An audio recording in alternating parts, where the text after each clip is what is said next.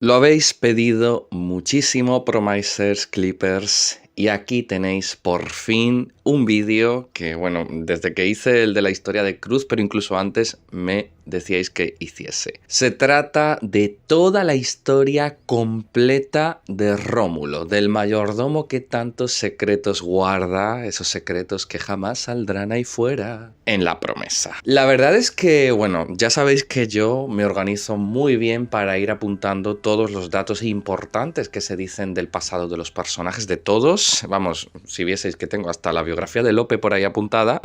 Y también voy apuntando en los capítulos en los que se cuentan estas cosas para que, bueno, pues cuando tenga que hacer vídeos que me pedís, sea lo más sencillo y lo más rápido posible, que no me ocupe días y días. Pero una vez más me gustaría recordar, antes de que empiece el vídeo, que todo lo que vais a escuchar, todo lo que os voy a contar sobre Rómulo son cosas que se han dicho en la serie al 100%. Nada es algo que yo me haya imaginado, nada es algo que yo me haya inventado, nada es una suposición ni nada. Aquí en estos vídeos nos estamos basando en los hechos y en lo que han mencionado y hablado los personajes. Ya haya salido la información de boca del propio Rómulo o de los personajes que lo rodean, como Cruz, el varón, Petra, etc.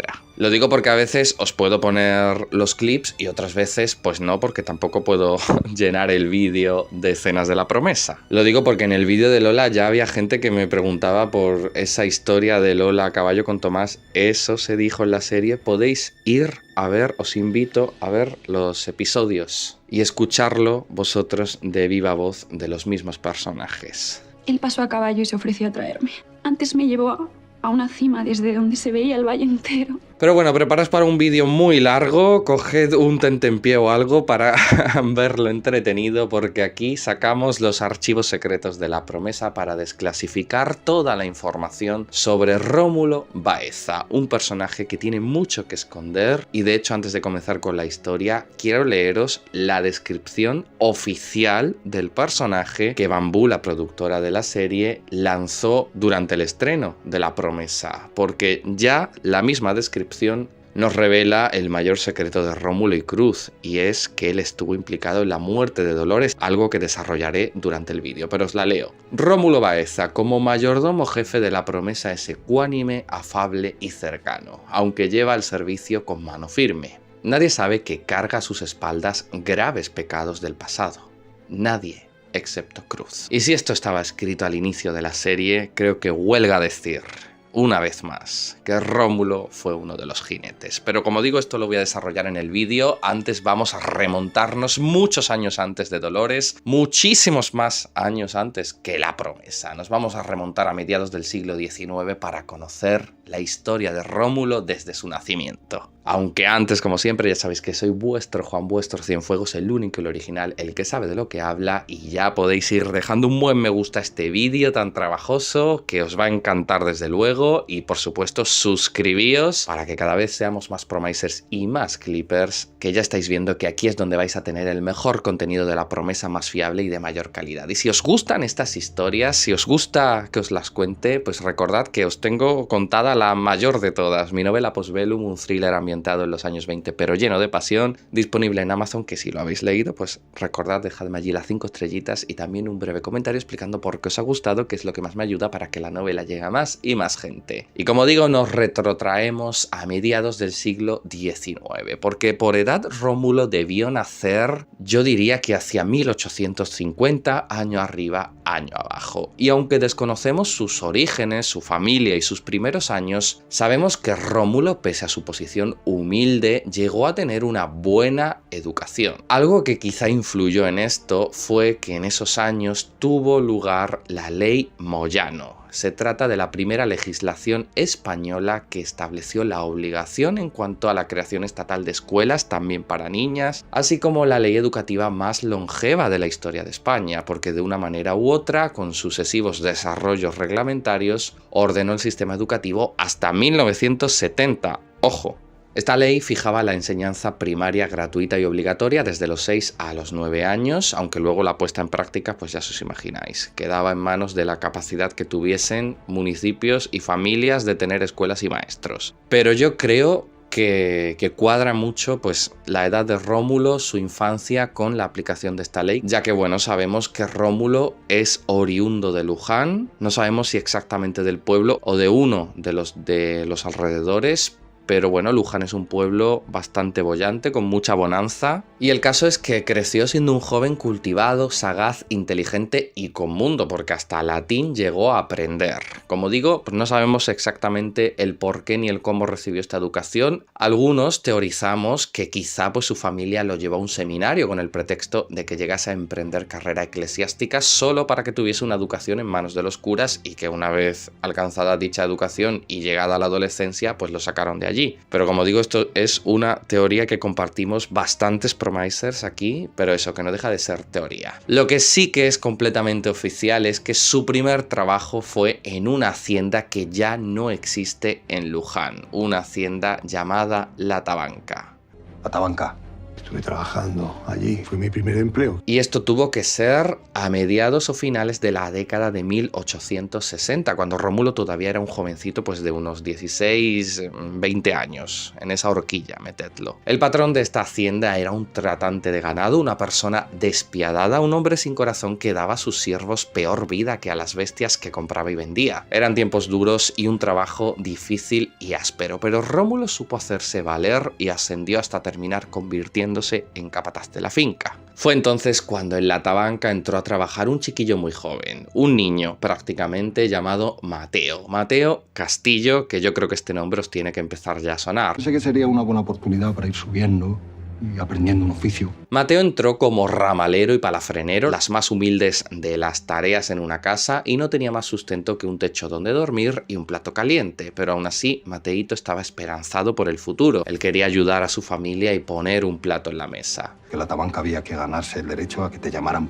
por tu nombre. Me llamaban novato, mozo, tú, canijo. Sin embargo, un día Rómulo ordenó a Mateo baldear las cuadras sin molestarse antes en sacar a los caballos. Uno de los equinos se puso entonces nervioso al sentir al niño detrás y le soltó una coz en un ojo, provocando que Mateo perdiese la vista en el mismo. Pero aún así, con sus 50 kilitos y ciego de un ojo, Mateo continuó trabajando porque su familia era tan pobre que no podían prescindir de su jornal. La desgracia vino cuando trajeron a La Tabanca un potro salvaje y todos los mozos de cuadra fueron pasándose las órdenes del capataz, de Rómulo. Había que domar al potro. Pero nadie se atrevía porque era un mal bicho. Al final la orden recayó en el joven y enclenque Mateo, y el potro lo tiró por los aires incluso antes de haberlo montado, destrozándose el niño la espalda en la caída y quedando lisiado de por vida. Incapaz de asumir que iba a ser una carga para su pobre madre, Mateo no tardó en quitarse la vida, y en la hacienda, por supuesto, todos se desentendieron, incluido Rómulo, aunque como capataz cumplió el deber de presentarse en el chozo de la familia Castillo para entregarles unas pocas monedas como compensación por el accidente y el óbito del muchacho. Aunque claro, Rómulo ni siquiera conocía el nombre del niño. Y desgraciadamente la madre de Mateo no tardó en morir también, de pena, dijeron, y su otro hermano, Gregorio, quedó huérfano y desamparado y tuvo que aprender a sobrevivir pues desde ese momento. Por supuesto, estamos hablando del mismo Gregorio Castillo que años después llegaría a la promesa y querría vengarse de Rómulo. El mismo Gregorio que se casó con Pía, que intentó matarla, que fue a la cárcel y que al final fue asesinado por Rómulo, tal cual vimos en la serie. Estos son los tristes orígenes de este villano y también del mayordomo de la promesa. Unos orígenes bastante vergonzosos de los que Rómulo se arrepiente, pero como él mismo dijo, era un mandado del tratante dueño de la finca. Nada sabemos de Rómulo en los años siguientes a este incidente, no sabemos cuánto más tiempo siguió en La Tabanca, pero sí que sabemos que en algún momento dejaría de ser capataz de la finca y comenzaría a ganarse el jornal ya como criado en casas importantes. Sí que sabemos de estos años que llegó a coincidir en una casa con Ricardo Pellicer y que entablaron una gran amistad que, bueno, pues que dura hasta el día de hoy. También sabemos que a pesar de que esto tuvo que ocurrir después de que coincidiesen en una casa, pues Rómulo conoció a la familia de Ricardo, conoció a su hijo Santos cuando nació y que prácticamente estuvo al tanto pues de toda la historia que se desenvolvió con el tema de la madre de Santos. Pero poco más hay que comentar aquí.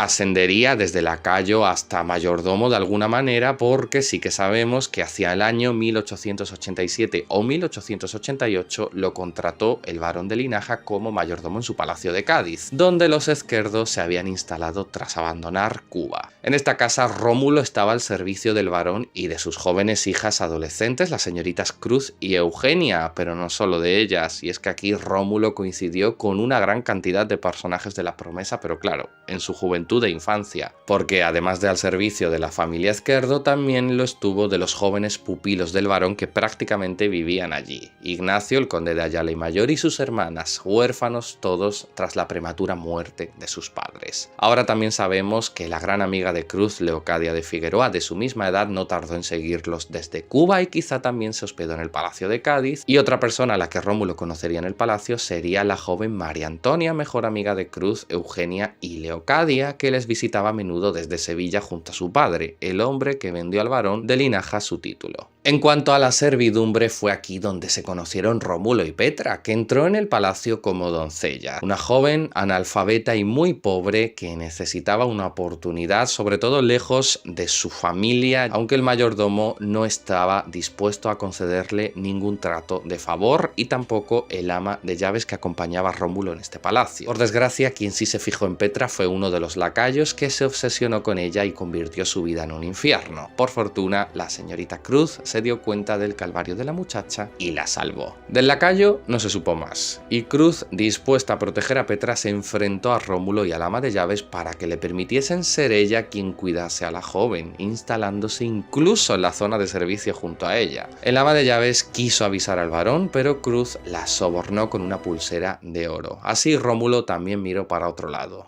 Este fue el incidente que terminó uniendo a Cruz y Petra y convirtiendo a esta última en su doncella personal, pero eso pertenece a la historia de Petra y no a la de Rómulo, y ya la contaremos otro día. Yo juré que desde entonces haría todo lo que ella me pidiera, que la serviría fielmente hasta su muerte o la mía. Siguiendo, como digo, con la historia del señor Baeza, sabemos que además de mayordomo también hacía trabajos sucios para el varón, como si fuese una especie de matón y sicario a sueldo. Ser un mandado no le quita responsabilidad en los actos que cometiese, y aún así seguimos sin saber por qué accedería Rómulo a obedecer estos encargos del varón y luego de Cruz, ni si ya había hecho cosas parecidas para patrones anteriores, que teniendo en cuenta el carácter de su primer señor, ese tratante de ganado, y su comportamiento en la finca de la Tabanca con, bueno, el hermano de Gregorio, pero me imagino que también con el resto, algo me dice que estos encarguitos de Rómulo podrían venir de lejos. Por mucho que hable de mi pasado, yo tengo el poder, ¿comprende? Un dato, por cierto, que creo relevante traer a la luz es que Rómulo sí es oriundo de Luján y el Valle de los Pedroches, mientras que el varón pues sabemos que se instaló en Cádiz tras marchar de Cuba. O sea, el varón a priori nada tenía que ver con Luján y los alrededores. ¿Podría ser entonces que el conocimiento de Rómulo de la zona y sus familias permitiese al varón iniciar conversaciones, por ejemplo, con la familia de la Mata para casar a Eugenia y Lorenzo? ¿Podría ser que gracias a él el varón encontrase el palacio de Luján, al que sabemos que se trasladó un par de años después? ¿Podría ser que al final, gracias a estos movimientos de Rómulo y a la entrada en contacto del varón con el pueblo de Luján, Cruz conociese a Alonso? Al final podría ser que Rómulo fuese el origen de todo, pero al final estos son preguntas que cada uno se va a responder como pueda, pero me interesa mucho qué pensáis de esto. Me lo decís en los comentarios porque me parece que es una conexión muy interesante, muy guay, y que desde luego cierra muy bien el círculo de lo que es el universo de la serie y de la historia original que, bueno, pues que dio apertura a todo lo que conocemos en La Promesa. Yo me imagino al varón intentando entrar en sociedad pensando que Cádiz se le queda pequeño, que no encuentra buenos pretendientes para sus hijas y que Rómulo le dice pues yo conozco, se oyó hablar, hay en tal sitio, y que así el varón pues terminó llegando a Luján. Me parece algo bastante factible dentro de que es algo que, como digo, es cosecha propia. Continuando con la historia, sería hacia 1890 cuando Cruz se casó con Alonso y se convirtió por lo tanto en marquesa de Luján, trasladándose al Palacio La Promesa, y con ella se llevó a 2 miembros del servicio de su padre, a Petra, su doncella personal, y a Rómulo, que pasó entonces a ser mayordomo de los marqueses de Luján, dejando así el servicio del varón. No sabemos qué fue del anterior mayordomo de La Promesa, si fue despedido o degradado como lo fue Dolores, que perdió su cargo en beneficio de Petra, o si el señor pues murió o se marchó. Pero sí sabemos que Rómulo se encontró al final más a gusto y cómodo en La Promesa y que no tardó en hacer buenas migas con todo el servicio, desde Dolores hasta las veteranas cocineras Simona y Candela. Aún así, Rómulo continuó haciendo encargos sucios para Cruz, según él, porque ansiaba ganarse su favor y confianza a toda costa. Por aquel entonces yo lo que pretendía era ganarme su favor y su confianza a toda costa. Bueno, eso debería seguir siendo igual, ¿no? Al parecer, el afán por agradar a la marquesa era mayúsculo, y esto fue lo que llevó a Rómulo a ser uno de los implicados en el asesinato de Dolores, tal cual evidencia la serie más de una vez, e incluso la descripción oficial del personaje con ese nadie sabe que carga a sus espaldas graves pecados del pasado, nadie excepto Cruz. Esto es algo que hemos hablado muchas veces. Hay un vídeo entero en el que yo os analizo y os desmenuzo la escena inicial de la serie, que podéis ir a ver, os saldrá una etiquetita por aquí, no me voy a repetir, pero como digo, Rómulo participó en la captura de la doncella Dolores y en el robo de su hijo Marcos, siendo a todas luces el jinete del caballo blanco. A los meses o un año después, hacia el año 1899-1900, Cruz tuvo una nueva encomienda para Rómulo que todo parece indicar que fue la última, ya que el éxito liquidando a Dolores y trayéndole al niño para su hermana Eugenia estaba más que probado. Cruz quiso que Rómulo matase a su gran amiga Leocadia de Figueroa por motivos que aún a día de hoy desconocemos. No sé si más adelante se nos revelará esta semana, la siguiente o cuándo, pero a fecha del vídeo de hoy, 3 de febrero de 2025, no lo sabemos, porque Cruz quiso matar a Leocadia. Lo que sí sabemos es que Rómulo estuvo dispuesto, llegando a atrapar a la propia Leocadia, a la que estuvo a punto de asesinar. Si acepté acabar con la vida de doña Leocadia, ya le digo que era por su afán de agradarla. Sin embargo, Leocadia no solo rogó por su vida, sino por la del hijo que esperaba, que sabemos que es Ángela. Esa mujer estaba embarazada. Me suplicó no solo por su vida, sino por la vida de la criatura que llevaba dentro. Tenía que haberla visto implorar clemencia. Y al fin, los remordimientos poseyeron al mayordomo, que decidió perdonarle la vida a cambio de que marchase lejos, muy lejos, y nunca se supiera que había desobedecido la orden de Cruz. Sabemos que Leocadia marchó a Cuba de vuelta y que Rómulo engañó a Cruz y le dijo que había cumplido el encargo. Nuestro acuerdo establecía que jamás volvería y aquí está. Por los viejos tiempos. Así los años pasaron y Rómulo siguió al servicio de los Luján como una persona diferente, más noble y con más conciencia, más desconfiado de los Ezquerdo y más afín a Alonso el Marqués que a Cruz. Se convirtió así en el hombre de confianza de Alonso y en una figura cariñosa para todos sus hijos, desde los del primer matrimonio, Tomás y Catalina, hasta los que nacieron de la unión con Cruz, Manuel y Leonor. Gracias a él, además, el servicio de palacio funcionaba a la perfección y los criados les respetaban y apreciaban por igual. Un año antes del inicio de la serie, en 1912, Rómulo recibió a la nueva ama de llaves, doña Pía, que llegaba en sustitución de la anterior, que tampoco sabemos qué fue de esa señora, ni quién era, ni lo que le pasó, si murió, si se jubiló, si se marchó, si la despidieron, nada, no sabemos nada. Pero el caso es que, a pesar de que Pía parecía más joven y no tenía tanta experiencia en la gestión de una casa, para Rómulo era una profesional más que capacitada y juntos hacían un gran equipo. Y ya llegamos al día en que todo comenzó. En junio de 1913, para la boda del señorito Tomás con la hija de los duques de los Infantes, Jimena, una nueva doncella de refuerzo llegó a La Promesa, Jana Expósito, otrora Mariana. A Rómulo le resultó familiar, pero ella negó haber estado nunca en los alrededores ni haber trabajado en la casa. ¿Nos conocemos de antes? Y Rómulo dio sus explicaciones por buenas, sin sospechar siquiera que antes sí tenía a la hija de Dolores, que venía dispuesta a descubrir la verdad sobre el asesinato de su madre. Un crimen que quizás ahora salga a la luz y por fin alcance a Rómulo tras tantos años de silencio y de culpa. Claro que todo eso todavía está por llegar, y todo lo que ha pasado entre ese día de boda tan desgraciado y hoy es historia, y lo conoceréis si habéis visto La Promesa. Con esto concluyo la historia completa y real 100% de Rómulo Baeza, el mayordomo de La Promesa, el guardián de tantos secretos que jamás saldrán ahí fuera, o puede que quizá por fin vayan a ser desvelados. Un hombre con un fondo quizás algo oscuro, pero que se ve que ha vivido penitente durante décadas y que está magistralmente interpretado por un veterano como Joaquín Climent, al que es un gusto ver interpretar y sobre todo verlo en las escenas más clave, en las escenas en las que se va desenvolviendo pues este pasado, tanto con los nobles, con los Ezquerdo y los Luján, como con la servidumbre. Yo lo dejo por aquí, espero que os haya gustado la historia, espero que os haya gustado el vídeo. Ya sabéis, me dejáis un buen me gusta, me dejáis también pues un comentario contándome lo que queráis sobre esta historia, sobre lo que sabíais, sobre lo que no, sobre, bueno, pues lo que pensáis, que tengo mucho interés sobre todo. En este tipo de vídeos tengo mucho interés en leeros, y recordad suscribíos para que sigamos creciendo, que aquí ya estáis viendo, donde mejor contenido de La Promesa vais a encontrar, más fiable y más veraz.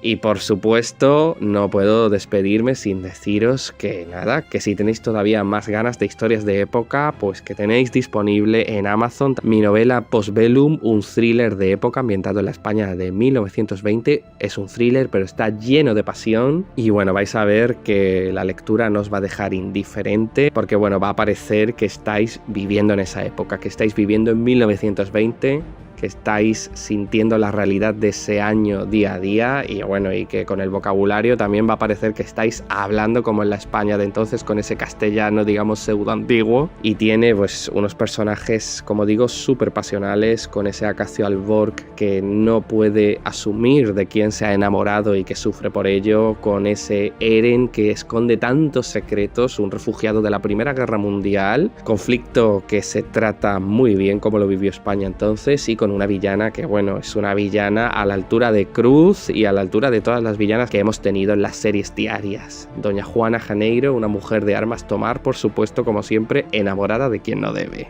Como digo, está disponible en Amazon, tenéis el enlace tanto en la cajita de descripción como en el primer comentario fijado, y yo con esto me despido aquí. Así que muchas gracias por todo y nos vemos mañana con más vídeos. Adiós.